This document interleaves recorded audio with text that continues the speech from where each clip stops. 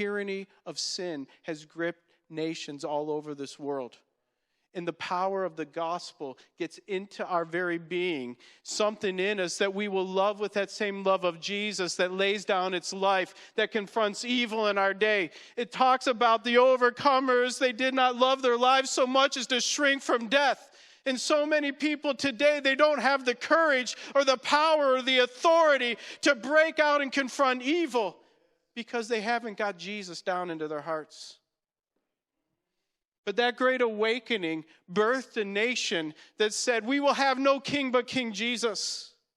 And it may not have been everybody in America was Christians, but the power of the gospel so was present in the founding of our nation that the leadership and the very structures came from God's word. And it was so profound that when Alec de Tocqueville came here, just like the Queen of Sheba came to see what God was doing in Israel, he said, what is the secret to America's success?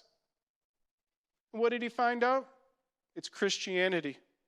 That Christianity, the Christian faith, the Christian values has permeated every area of life and has transformed it to the glory of God.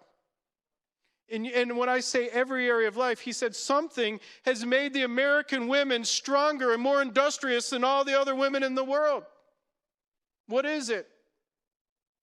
He said it's because the marriage covenant is seen as more sacred in America than anywhere else. When we build our house upon the rock, the blessing and glory of God can be revealed. So really we are at a time where we need to see another great awakening, because what God did in America is of huge significance. It was like a first fruit of nations. We're going to build our house upon the rock. And the winds have blown, and the rains have come. Will that house remain standing? Will that house remain standing? We look at the sin of America, and we say, oh, America's got to fall. But let me tell you something. The eyes of the world are watching. What will happen if we build our house upon that rock? When the rains come and the winds blow, will that house remain standing?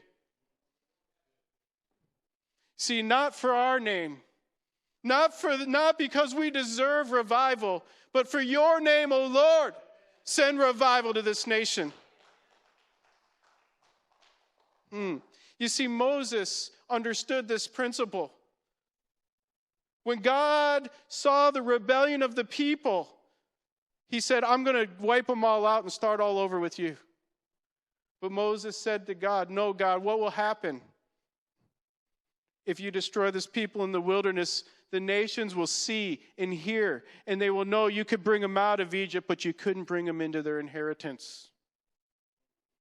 So we need to break out of some of the things that have held us down and realize the significance and importance of what we are doing here in this church, what we are about as a people.